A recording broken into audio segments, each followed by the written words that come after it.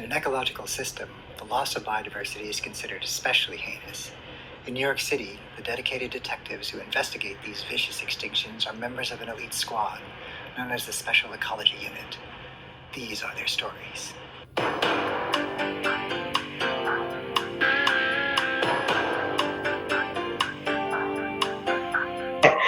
So thank you for meeting with me. So I do have two quotes that I liked really a lot on the website from Edward Norton. People kind of, on a broad grassroots level, can get their mind around the idea of what deforestation represents as a problem. And they can get their minds around things like carbon loading in the atmosphere and global warming. But biodiversity is a very abstract concept to people. So one of my questions was basically, what do you say to people who believe that biodiversity is such an abstract concept, and how can we make them have more value towards it? I think, and part of the problem is that most people feel they know what biodiversity is. It's just that they actually don't know what the scientific definition of it is. So if I went down Amsterdam Avenue and I stopped somebody in the street and I said, "Have you heard the term biodiversity?" I bet most everybody would say, "Oh yeah, I've heard that term before." And if I said, "Can you tell me what it means to you?" They probably have an answer, right? In many cases, they would say, "Oh, it's the number of trees and flowers and birds and tigers," things like that. That's what they'd say. And I think that's what, if you were to, and it might be interesting to do that if you were to survey people, that probably 90% of the answers would be like that. Mm-hmm. It's the birds and all their songs, it's the butterflies, it's the fish in the sea. The problem is that the term was created, biodiversity, in 1985 because people actually had a sort of taxonomic focus on what biodiversity meant. There's a number of species, a lot of butterflies, a lot of birds, a lot of fish, losing whales, that's bad. But they pointed out that biodiversity actually refers to the genetic diversity, the functional diversity, all of the properties. It's not just the species, but for most people, that's what it is. So I think that in a way, Edward Norton is right in the sense that it's very hard to get people to understand biodiversity from a scientific perspective because it's quite complex. But I think if you actually ask, do they know, do they understand what biodiversity is, they have their own personal understanding of it.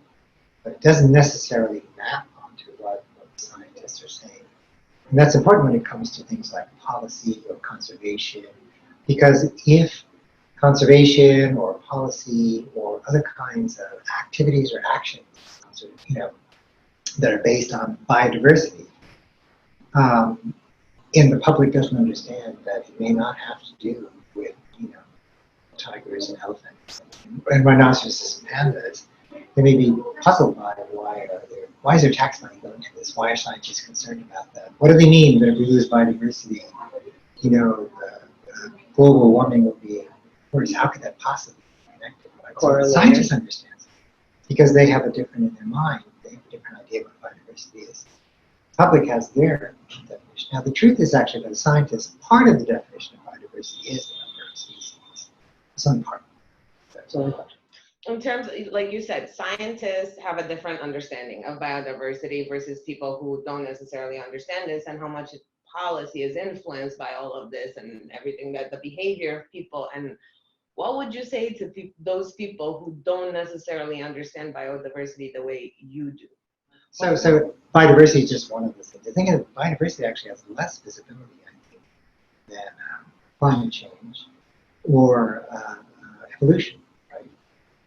In fact, the Convention on Biological Diversity was started at the same time that the UN Framework Convention on Climate Change was started, which was in 1992.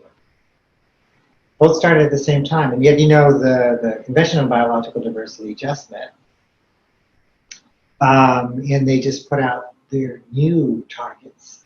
And I don't know that I saw it anywhere in the papers. Could be because we're kind of distracted right now by COVID-19 and by climate change. When the Conference of the Parties meets, COP, the COP conferences for climate change, it's in all the newspapers. You have heads of states going down there, and it's a big deal, right? And when Convention on Biological Diversity meets, You have to like look through the paper, the read papers, to find out whether there's any mention of it. So in a way, the perception of, if you were to rank all the environmental problems, and there have been Pew Foundation searches about, surveys about what people think are important problems that we face.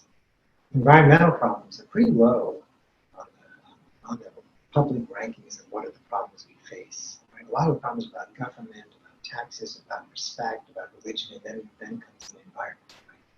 And then within environment, many people would say it's things like disease, hunger, fire, and then somewhere, biodiversity comes in. And then when you talk about biodiversity, for most people, and I do this as well, it's about mass extinction. But, because everybody knows about, we're in the 6th mass extinction, right? This is terrible. It shouldn't happen on our watch, right? The other mass extinctions were caused by asteroid or volcanoes bubbling up, all kinds of things. But like for this mass extinction to be caused by us, that's kind of really bad. But that's not what biodiversity loss is about. It's not about mass extinction. So in a way, when you finally get down to where people say, okay, now we finally got their attention, it's pretty back burner, right? It's actually not exactly what we're talking about. What about how would you approach with the challenge of assigning value to ecosystem services and the different, and we've talked about this in our class in terms of the economy as well, and basically speaking in business terms, when you do go present your case to all these big organizations and trying to assign a value to those ecosystem services so they can actually understand the impact of it. How can you elaborate on that, or what's your approach on it? So they said, when I was talking to the economists a long time ago, back in 1997 when I first started working with economists, they differ, but some of them said there's nothing that you can't put a value on. Don't tell me that you can't do that. Because you say nature's priceless. They said that's not true. Every day people make decisions which clearly shows, it takes an economist to figure out, but clearly shows that people do put a price on nature, right?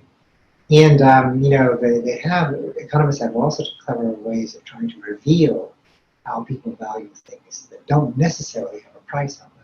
So one of the studies, I think, done by somebody here was, what is the value of clean air, right? You don't buy air.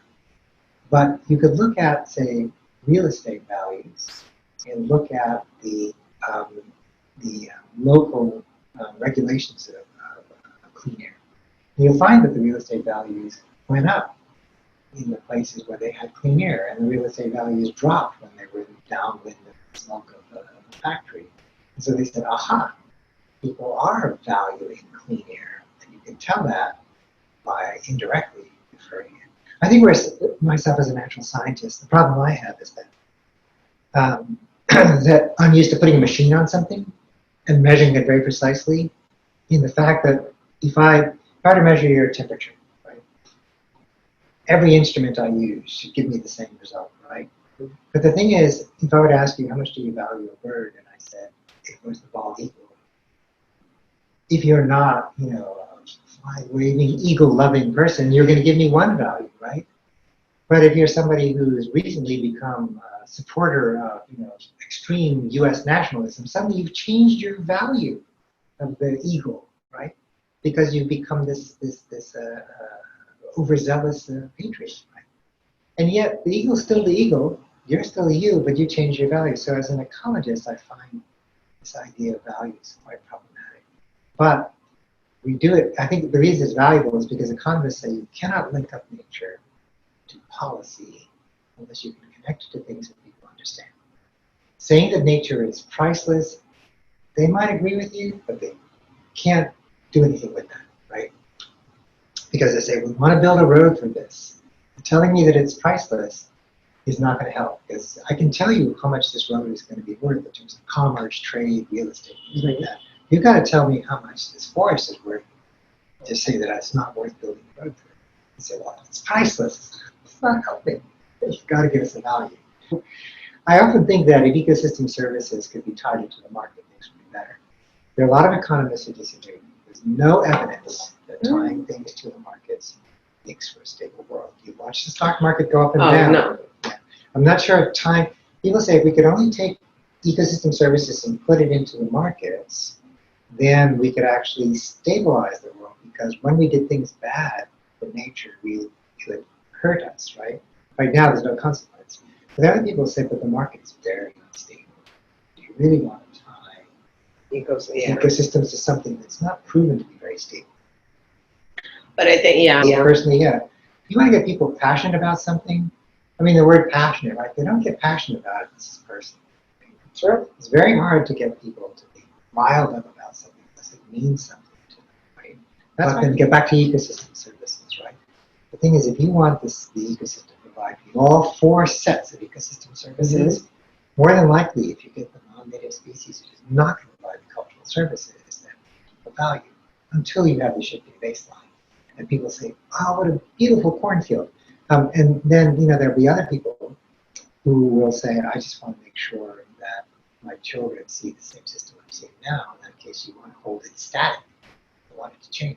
So if something's suffering, you want to go back and repair it, preserve it. This is conservation biology. Right? So, ecology, that's why our department is such a long name. Ecology, evolution, right? So many different things to think about. But it all boils down then, which we were sort of skirting around this issue, is like, and it goes back to what I said in the early days, who calls the shots? Because there are many people that say that humanity shouldn't be calling the shots, right? And I've often said this, so I'll end with this because we're running out of time and you're running out of battery, but I often think of the spaceship Earth, and I imagine that you're steering the spaceship Earth. You've got a whole set of panels, a set of panels with different dials and meters on different lights, right? Because you have a bunch of things which are called ecosystem services. Right? You can see the needles are some of them in the red zone, some in the green zone. Then you have what's called safe planetary boundaries, which is another concept. And that says we shouldn't let biodiversity decline to this amount. We shouldn't let nitrogen addition get to this amount. We shouldn't let carbon dioxide get to this amount. They're called safe planetary boundaries, right? You shouldn't let the pH of the ocean reach this level, right? Mm-hmm. So there's a whole other bunch of meters, right? And then you have the human well-being things, which have to do with security, happiness, the likelihood of your children doing as well as you did. You have all these and then it says, okay, keep us on a steady course. And you have red lights blinking over here. You have meters rocking into the red zone over here. And you have these other things screaming at you. We have the Sustainable Development Goals. Most of them are social. We want universal education. We want gender equity. All of these are important, but they're not tied to, the nitrogen cycling or the cultural ecosystem service. They're not tied to the carbon dioxide. And yet you are the pilot of this spaceship. And you're trying to figure out how to keep it on a steady course. And you've got all these things coming at you. You've got ecosystem services, you've got safe planetary boundaries, which I love because they're pure ecology and physics, right? And then you have the cultural things, that we really must have a fair and just world. There must be, respect for different cultures. There must be no perverse subsidies. There shouldn't be, one nation oppressing another. Those are all social things, and those are important too. Because it hardly matters if ecosystem services are balanced. Well within safe planetary boundaries, and everybody's being butchered and suffered and hates one another, right? You need that in good shape too. So it's like, good luck piloting this thing, right? With everything you have to keep. So ecosystem services is pretty important. It's just one part of a very complex picture. But I think it's one of the ones that is very important because it provides a link between ordinarily disjunctive disciplines, which is the social sciences, natural sciences. It's a very clear link between the two. There are other links, but I think this one within ecology is one of the better links. I don't know if that's really